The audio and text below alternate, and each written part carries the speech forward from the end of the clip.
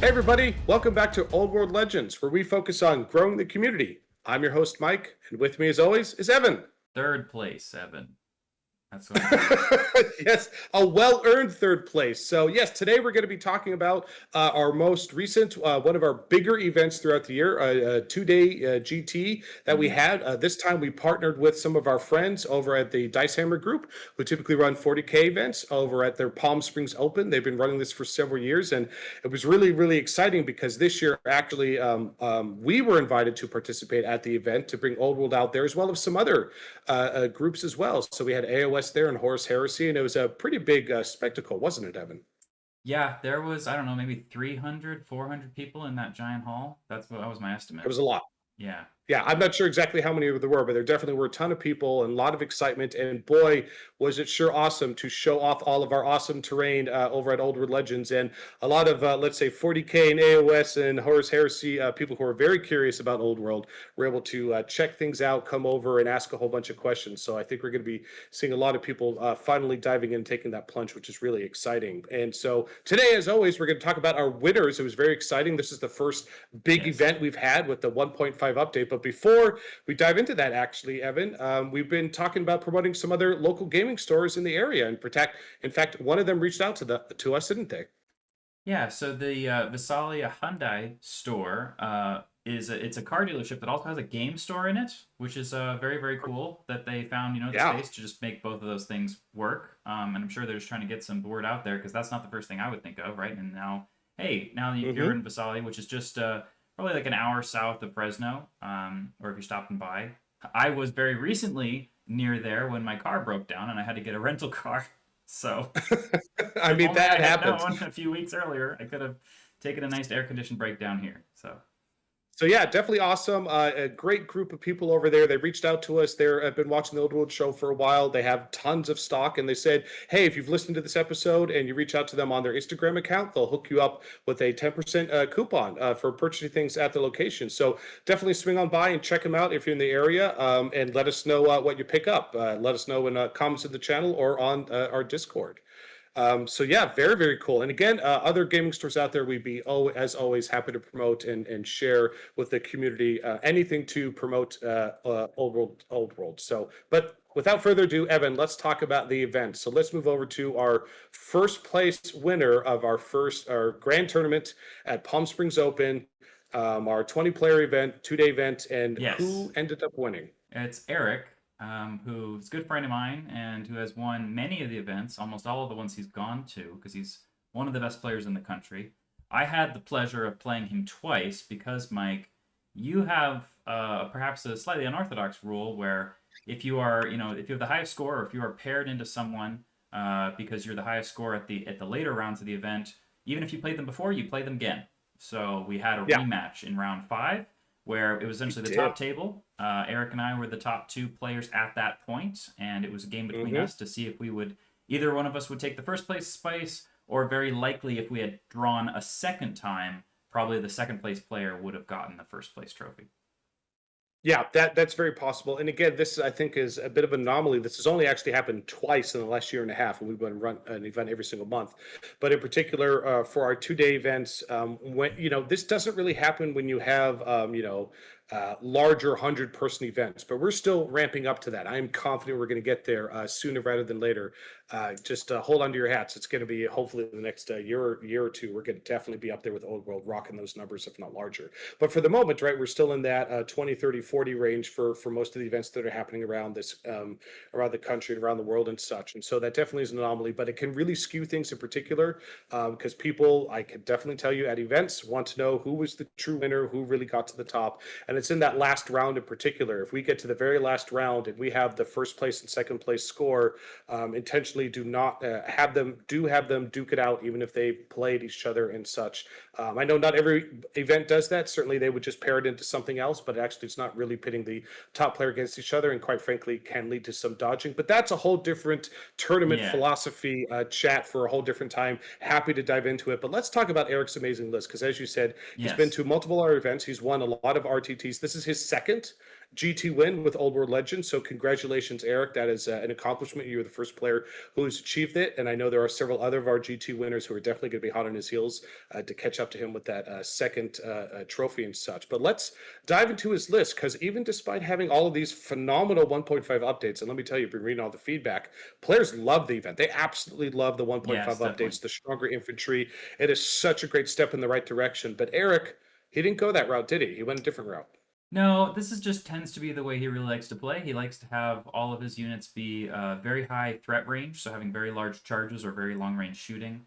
And in the Hmm. meanwhile, having the vast majority of his army being able to fly so that he can essentially rapidly redeploy and pressure all of his force into kind of one unit at a time. And so he does that by Very having, maneuverable. yeah, he does that by having two dragons, because now if we have a 500 point cap on an individual character, there is now a opening to be like, well, if can only spend 500 points on a character anyway, why not take two dragons instead of one? Which I Hmm. think the answer is common courtesy. So Um, let's go through it. So what did he take with these characters? Let's go through his right. list. So the first one is the prince. He's the general. Now, in order to hit 500 exactly, you have to not take a great weapon or a lance, because those are 4 points. You have to take a halberd, which is 3 points, right? Hmm. Then you have full plate armor, shield. So you have the 3+ armor save, which is as good as you can get against shooting on a dragon Hmm. anyway, or it drops down to a 4+ versus the in combat when he chooses to use the halberd. He doesn't always choose to use it. He kind of disregards the prince's attacks some of the time as well. Then he's got Hmm. he's kind of there mostly just as a weapon skill bonus to the dragon. Um, Yep. and he's the general, so he's got a large leadership bubble. He's got the Star Dragon, which is still very, very strong. Seed of Rebirth is the 5+ regen. Opal Amulet is a single 2+ ward save, which you're facing armies that have cannons, or if they have Monster Slayer, that's indispensable. Now, when he fought me both times, I have nothing in my entire army that did multi wounds or Monster Slayer. So he was like, "What do I use this for?" Yeah, so it's interesting. So he Yeah. definitely took, per usual, like he was doing before, a defensive character on a dragon. But in previous versions, where he could take more points, typically he was either putting the Dragon Slayer sword on this character or other some offensive combos. But now the way he's constructed this list with the new meta, he's very much leaned in towards, nope, this character is literally just here to buff the dragon and be a more of the dragon is going to do all the damage for the most part, and Yeah. this is really just the defense of additional wounds, the higher weapon skill, the Seed of Rebirth. So really, the character on top is just really kind of patting the dragon on the back and saying, "Good job, go do what you're going to do." So very, still, but by itself, again, we saw a lot of other big monsters and dragons at the event, but typically we saw a lot. Even I know some of the games I've played, because I was playing the Ringer as the TO, because we had an odd number of players from time to time, and I would send my war boss on a wyvern in, and again, the challenging out and not getting the combat res, he was in trouble a lot of the times with that situation. But Right. Eric found a way around that, didn't he? So if you send a single character against a big block of infantry, even if they're just, let's say, 20 orcs with a banner, they've got close order, they've got multiple ranks, they outnumber, so they've got enough combat resolution so that when his prince, who tries to use his hand weapon to not finish off the orc, actually does kill the orc champion on one of his random attacks, the dragon doesn't get to make any of his attacks after that, right? Hmm. Wrong, because he also sends in the second dragon to the same unit. So now there's just two dragons together as a little wolf pack, where sure you can challenge one, but you can't challenge both, and then one of them gets to absolutely raffle stomp you. And a lot of things in the game can't stop two dragons, including cannonballs, which can't bounce through two dragons. So if he just moves them around together, Yeah. what do you do? Yep, and this is definitely something that is not specific to High Elves, but it is more clearly easier to field this roster with the High Elf list, because their characters, right? It's not as expensive to take the character on the dragon as it would be a Chaos Lord, for instance, on a decked out dragon, right? That's true. But again, since everyone's working with the 500 point cap, what is exactly the reason not to just take two? And so now with Warriors of Chaos, Hmm. let's say this was Warriors of Chaos list, why not have two exalted champions on Chaos Dragons? They're only toughness 5, but one of them can have the regen item, and the other one can have an Ogre Hmm. Blade. And then you can just charge both of them into the same unit if it's a problem unit, or otherwise they can just split up and do their own thing. All the while, you can have a Warpfire Dragon be your wizard who can just dispel halfway decently, right? Yeah, that's certainly possible, and I think Yeah. the big thing we're also seeing too is, again, the High Elves have the advantage that they have Star Dragons, which are very, very powerful Yeah. dragons, and they also have the regen Seed of Rebirth, that it's a common magic item. So I think the meta is definitely shifting and adapting to the 1.5 updates. And while dragons absolutely have significantly more weaknesses, still, if you follow the match play guide, for 50% of your points can be spent on characters. Fielding a double dragon list is still totally viable, and is still, it can still find ways to get around those blocks of infantry. So then the Archmage is a high wizard. Now he doesn't have enough points to get him to level 4, but he doesn't really care that much because his main thing is he's doing Drain Magic to dispel. Or if you don't have spells, he takes Courage of Anarion and just tries to get off with a reroll, right? Because you're a high elf. Reroll to Hmm. get the Prince Unbreakable. So even if you do beat him in combat, he just backs up 2 inches and doesn't care. Um, Hmm. then he's got double saves. You've got at least a 4 up, 5 up, 5 up on the Archmage Dragon. I think the only Hmm. mistake I find in this list is that I think you could take the Earthing Rod for 5 points on this Archmage, round it out at a nice 1,000 points, and the Earthing Rod lets you re-roll the miscast once. So if you ever get a bad miscast, you could re-roll it. However, I mean, if you only have one wizard and you roll that like 8 or 9 plus, there you have to stop casting. That's probably not that big of a deal. Yep. All right. So what else did he take? So in core, we've got a ton of cavalry. Right now, people have been saying, "Oh, Hmm. infantry is so amazing." Well, guess what? I don't think the match play guide agrees with you because if you just take 8 silver helms, right? They've got decent armor save. Lore Hmm. Master's Cloak gives you a 4+ ward versus magic missiles, so a lot of people have a hard time doing any damage to them from range. And they have a war Hmm. banner, so if they do get to charge in with the dragon, for example, or with both dragons, they provide a lot of combat res, even if they do no damage whatsoever. They just say, "Hey, I'm here. I got a banner." And otherwise, they sit there in the middle of the board on one of those objectives, earning points every turn, where if you get anywhere near them trying to get to the objective, they could either charge you, or if you charge them, they could flee, or any other combination of things that he could do, including flee, rally, reform into marching column, and run away. Um, those are things he does all the time. There's the 5-man unit of Silver Helms, which this one's more about actually just fighting people. So it's got the Ring of Fury. And so if he finds a small little chaff unit where they can beat up and get a couple points before running away again, they can do that. Or they can sit on the objective and, there's not a lot of things that can shoot and actually kill a single Silver Helm with their volley of arrows, for example. So if you want to dedicate any magic missiles to him, cool. They probably don't kill the whole unit. And even if they stop them from scoring, he doesn't really care that much because they weren't that much of an investment. And then the 5 Illyrian Reavers, the only thing they're doing is basically sprinting around the table and touching an objective from 0 inches away. Once you either overran or charged out of the range of it, they can now just get zoom right past you and be 1 inch from it, and now they control it and you don't, even if you have 30 infantry right next to it. Hmm. So very interesting tactical play there.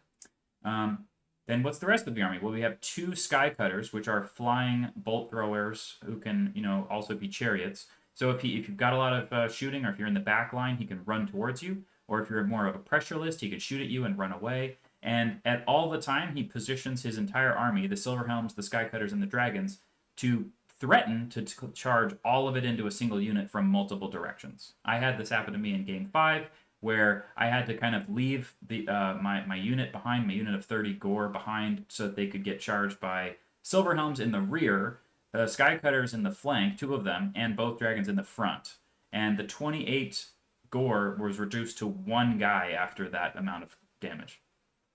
It was Yeah, interesting. not much in the game could absorb that and such. So yeah, very, very powerful list, and he also has a few archers as well to finish it out. Yeah, he has 2 units of Sisters of Avalorn. Now, me personally, at least against my list, they mostly didn't do very much. The Bow of the Seafarer is cool on paper, but like, I mean, unless if somebody has really high value like cavalry and stuff like that, or like Hmm. toughness 3 models with armor, I just don't think that Hmm. it does all that much for like a 50-point bow.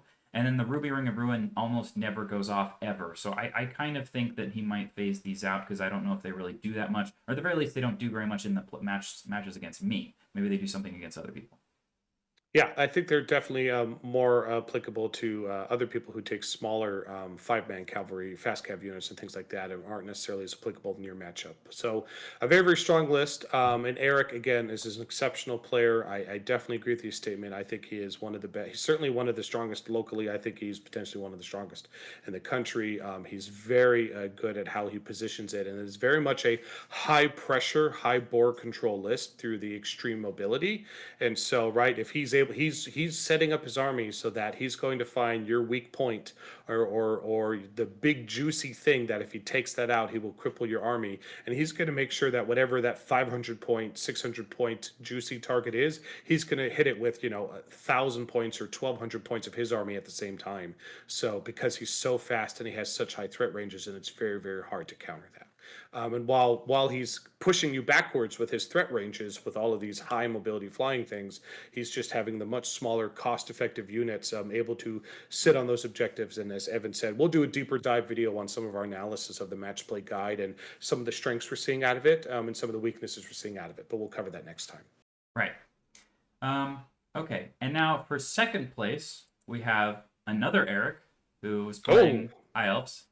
Um, and this Eric came down south from to us from around the Bay Area, which is where I Mm-hmm. grew up in California. And he was perhaps discussing and conspiring with Eric, uh, our Eric, about this. And so their lists are very, very similar. So we have a Prince with a halberd and the exact same loadout, except instead of having the Blood of Caldor, which gives you a 6-up ward, and Impetuous, but your weapon skill 8, he took Armor of Caldor, which gives you the 5-up ward. But he doesn't have the magic resistance 1 that Eric. Wow, this is gonna get confusing. That the first place player had. Now I believe that after playing me and having Vile Tides shoved in his face, a first place Mm-hmm. Eric would have preferred to have had the 5-up 5-up instead of the 6-up 5-up, just for those kind of Sure. armor ignoring attacks. Mm-hmm. And then the Archmage is almost the same. I believe maybe it's just removing that it's a level 4. No, it's just that an Archmage on a Star Dragon with just 2 items is just 495 points. Wow. Yep, that's my understanding. Yep. Mm-hmm. Yeah, so it's just a level 3. But it doesn't say it's Lore of Magic, but I assume it was High Magic, because that seems to be really useful. I believe that's what he was taking. Yeah, because you can either get Drain Magic, you can roll, make yourself ethereal and have reserve move, which is really fun for if you do have a magic missile as well, and you have like Fiery Mm-hmm. Convocation. Or you can, you can roll Fiery Convocation, where you can just zoom around the battlefield, just absolutely obliterating things like 30 Night Goblins with Fiery Convocation. I love doing that; it's so much fun. And again, Mm-hmm. when High Elf Wizards reroll just one spell to cast a turn, a lot of the time you're only really trying to do 1 or 2 a turn, so you mostly just Yeah, reroll to this cast all the one time. one Yeah. spell you really want to get off. The others are just nice to haves. Yes. So we have Reavers. Similar strategy, I imagine. Single unit of 5 fast cav. You either shoot them and then they're dead, but you had to shoot them with something that you could have been shooting other units with, right? Or Mm-hmm. you don't shoot them and they sprint around the battlefield touching your herdstone 0 inches away. They control it now. They touch the objective in the center of the table, like the hill. They control it now. You don't get the points. And if you Yep. try to react to them, they flee or they run around a corner or something like that. And it's for 100 points. They often get more than that in their victory points back just because you positioned wrong or you didn't realize what they're going to do. Or the Reavers can be a very useful unit of baiting anything that has Frenzy or Impetuous off into chase butterflies. That's what I call it. Absolutely. And I think that's the biggest thing we're seeing with these units and some of the, and again, we'll cover it later, weaknesses of the match play guide. It's because it's just who's the closest to it, and they're so fast and so mobile, they're almost always going to be the closest thing to it. And it's challenging to deal with that. So it's incredibly cost effective for how much control it can give you for scoring those objectives. Yeah. So we have 10 Silver Helms. They've got a Ring of Fury and War Banner. So it's similar to Eric's idea, except he's just got a couple more. And instead of Loremaster's Cloak in core, he put the Hmm. Loremaster's Cloak on his Dragon Princes in special. He has another unit of 5 Silver Helms. This one's a little more bare bones. They have a champion, so they can charge in with a dragon, so they can absorb a challenge while the dragon is just mauling you to death, similar Hmm. to the other Silver Helm unit. But one of them's a little bit bigger and stronger, and they can also give up their points. It's harder to give up points when you have more models, and then the 5-man unit's a bit more expendable, right? And then in Yes. special, he's got the Dragon Princes. Now, I love this. This is fantastic. I love seeing Dragon Princes. They're one of my favorite units. They're insanely expensive for Strength 3, Toughness 3 guys. Uh, very, very expensive, but they are very fun to use because they have very high initiative. So if you charge enemy cavalry and they countercharge you, you still get to go first, which is very fun. They have But long they still rusted have full cloak. plate. They still have lances, and they have very high weapon skill. Yes. No, those are all very good things, Mike, but they are 37 points. And Yeah, a little pricey for sure. yeah. Okay. And then they've got Loremaster's Cloak to help them not die to things like the Vile Tide or Unquiet Spirits. They Hmm. can just ignore their armor Hmm. save that they would have. And then Ring of Fury to help them do a little bit extra damage, in particular, like in a challenge or something like that. I think the Ring of Fury, even at power level 1, is still kind of interesting. I often, I love rolling Hammer Hand, and then I get 3 hits, and I'm like, why did I pay 25 points to get 3 hits? I could have just had an extra at night, Hmm. but oh well. Yep. When you roll 4 or 5 hits, you're like, hell yeah, this is great. Oh, yeah. Yeah. So then we have 2 Skycutters. Now he Yep. didn't pay for the bolt throwers on these, so his are mostly being, flying, redirecting, charging pieces instead of bolt throwing. But at the same time, depending on who you're fighting against, the bolt throwers don't do anything. Like if you have my Beastmen list, most of the time the bolt throwers don't do anything at all because I have like nothing that cares about bolt thrower shots going Yeah, into it. it's just matchup dependent for sure, Yes. and such. So I think that the main thing is again, two very similar lists, two very talented players. Congratulations to both!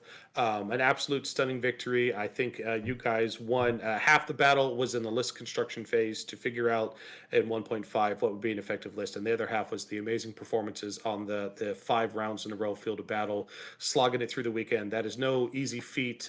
Well deserved victory, gentlemen. Pretty awesome. It's exciting to see the meta starting to shape and evolve, and I'm curious what other players going forward are going to start taking to adapt to this potential threat out there. Again, they didn't necessarily face that many massive ranged or cannons in their faces. Now, will we see that more in the future, or will we see less of that, or will the player base come up with a different way to handle the situation? So very exciting, but at least for the moment, pretty awesome victory. Congratulations, guys. But let's go on to the third place player, also very important, who got a very nice trophy. Yeah. Evan, take us Yes. through it. So I'm playing Wild Herd, which is it folds Beastmen into a very interesting playstyle where first of all, so you don't have Doom Bulls and Minotaurs or Gorgons, who are very strong in their own way, and you also don't have gigantic chaos spawns. So in the same way that kind of like the Troll Horde, or for example, like the other Orc armies, like they kind of remove things that are generally kind of a staple of a lot of Beastmen lists, but you get a lot of bonuses if you do this. And I don't really like using gigantic chaos spawns, so I'm kind of like excited to just use a Wild Herd because it just folds into my wacky strategies. It's a Um, cool list. yeah. So and the bonuses you get are freaking cooked, Mike. Mm-hmm. Absolutely crazy. So we've got my general Malagor. He's a great Brave Shaman. Now you can have full plate Chaos Armor. So he can have a 3+ armor save with Gnarled Hide and full plate of Chaos Armor. So he has a 3+5+ armor and ward save, right? I took the Jagged Dagger because it's a cheap item that gives me +1 to cast if I kill a single guy from my unit to do it. I think I wouldn't do that again. He doesn't need it, and he's already usually on +4 or and this gets him to +5, which I don't often need. And then I shoved Yep. the Chalice of the Dark Rain on him because Beastmen do not like getting shot at, so a No, 50-point item that drops the range of enemy shooting in half and War Machines can't fire at all is very, very useful, even if it's an it's not good. amazing item. Yeah. And because Wild Herd gets extra points to spend on their characters, you kind of have extra space to shove it on somebody. It's also good. And you also have extra points on your mutations, so I can have Slug Skin Mm-hmm. and Gnarled Hide on the same guy. And then I took Demonology because I think that Steed of Shadows is one of the best spells in the game. Anything that Oh only yeah. targets your own units now is a lot easier to get off than trying to target somebody else who probably spent some points on some magic resistance or something like that. So it's Mm-hmm. not just about casting value; it's also about what did they take to stop you from casting on them, right? Yep. Makes sense. Make Yeah. perfect sense. So That I'll is get. one stacked wizard you have there, sir. Oh, and he's an absolute badass. He never died in any of my 5 games. Yeah, because Um, he's awesome and he's got great stats. He's going to beat the crap out of stuff. I love seeing that on the table. Yeah, and so he can join units and give them the -1 to hit and walk through. I really liked putting him in the gore block where I had a big unit of the Mm, gore in open order where every single turn I could move forward and do a pivot and then file tide somebody and be facing a good direction to absorb a charge if somebody wanted to charge me. Or and then I could be in the unit to cast a demonic vessel and charge after people. I only rolled that spell twice because I didn't have Lore Familiar, and I only rolled it in game 4 and 5, and I never got it off. So I was definitely feeling like that's a bummer. But on the other oh, hand, Steed of Shadows won me my first 3 games, so that's also a thing. Cool. What else did you bring? The my second favorite character frickin' ever is the Beast Lord, because as soon as you get more than 100 points to spend on him, he becomes incredibly exciting. So he's on a chariot, so he's got extra wounds from that and some Love impact it. hits. He has full plate chaos armor, so with that and his shield that he gets to take, he's on a 3+ armor save.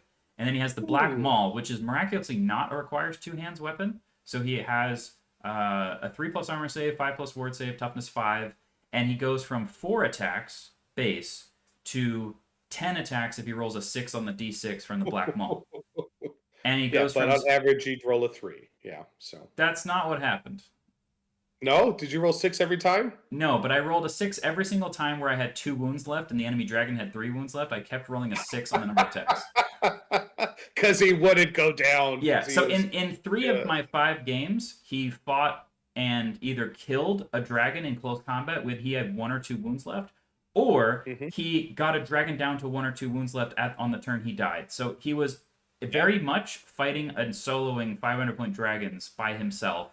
Now, if Again, you dragons can be killed. They absolutely can. The problem is when someone hits you with 2 dragons at the same time. But a single dragon with the 1.5 updates is absolutely yeah, something that armies have counters to. Yeah. And so when you can get Gaze the Gods to help you get your normal number of attacks up a little bit, and you can roll Yeah. Frenzy on the charge with this guy, Mhm. then all of a Mhm. sudden you can get like 11 or 12 attacks sometimes. And or at the It's very least, you can possible. increase your minimum number of attacks to be, so even if you roll a 1 on the extra, you can still have like 6. And I'll take that fight. Beastmen have access Yeah, to an absolute crapload of rerolls, so I'm very often, let's say even if I hit on they do. 4s, I'm still rerolling 1s to hit, and if I'm in range of the Hearthstone, rerolling 1s to wound. And if I ever roll a 6 on the Gaze the Gods, then I'm strength 8, so I wound everything in the game on a 2+, rerolling 1s from the Yeah. Hearthstone. So I generally get like 4 or 5 AP3 hits through on anything in the game, and then it has to its ward and regen saves after that. Yeah. For example, in game 4, he got rear charged by 9 Knights of the White Wolf, and I killed Ooh. 7 of them in 1 round of combat, and they did no damage to me Ooh. at all. Brutal. Absolutely. Well, he is a beast of a Yeah, character. super fun. But on top of that, to your point, like Beastmen in particular with this list, absolutely can, I think, get more rerolls technically rocking in this list than I think any other army is able to Yeah. get access to. Because again, in the old world, rerolls are very few and far between. So I stuck my BSB because in Beastman you almost always want to take the battle standard on the chariot, and the big problem I had is that I always wanted him to be a battle standard bearer and sit somewhere that I wanted to get that bubble going in the right place, Mm. and I Hmm. never wanted him to charge off and be a chariot. Now he makes the chariot toughness 5 if he goes on 1, so that's the advantage of having it. But the downside is that you then don't want to do that anymore because you want him to be your battle standard and stay close to you. So Hmm. that doesn't quite work.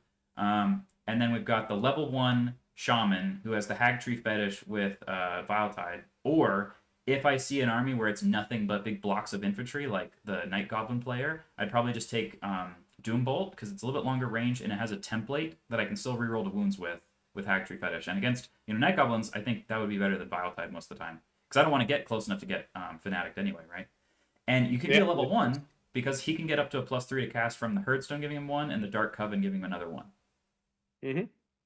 So nice and cheap dude, hangs out by himself, just actually machine guns people with his little Vile Tide gun. Okay, and then we have 2 big blocks of infantry in the core. We've got the Gore Herd that was kind of the wizard bunker and had the Hmm. extra charge range banner. The Primal Herd was kind of like a backup wizard bunker. It had the Vitriolic Totem for poison, and it was also just like objective capturing. I think it was just too much to have 2 massive blocks of infantry, and in my game versus Cathay, the 2 lanterns walked up to the Primal Herd that was 30 men strong and killed them down to 2 models in 1 round of shooting because of the Okay. templates and the Dragonfire bombs. Okay. So if you play Cathay and they have multiple balloons, you redeploy all of your infantry into like a massive line because you just don't want to get templated to death. I had 10 gore in ambush for the games where you either had the baggage train or the like table quarter controlling and stuff like that because it's really pretty simple and every single time I did that they got me a lot of victory points, so that was fine. And then a single Tuskar chariot because unlike Razor Gore, the Tuskar chariot can use your general's leadership and has a decent chance of actually rallying where the Razor Gore doesn't. So if I ever wanted to Hmm. flee a charge or something, I can actually rally him and then bring him back to the game. And he also had the accolade of surviving a stand and shoot from a Cathayan cannons like grenades that they have, and then charging Yeah. into the Cathayan cannon. And the impact hits killed the ogre, and the crew killed the crew of the cannon, and he killed the Cathayan cannon by himself. A Razor would not be able to do that. He doesn't have enough attacks to do Yeah. that. Yeah. Yeah. Yeah. Makes sense. Yeah. Then we have the Hearthstone because I think that Beastmen just generally just have to have a Hearthstone now. It's incredibly good, but you can definitely place it in the wrong spot because if you put it in the wrong spot, you just can't move very easily around it. So that's a problem. And then I took It Dragon was Ogres fun. because There were they're multiple players with yeah Hearthstones this weekend, and it was all really fun four. to see how people were painting them up. I Yeah, think I yeah, saw one with lights in it. It yeah, was so cool. I love the Beastman player going boom, Hearthstone, slapping that on the table. It was awesome.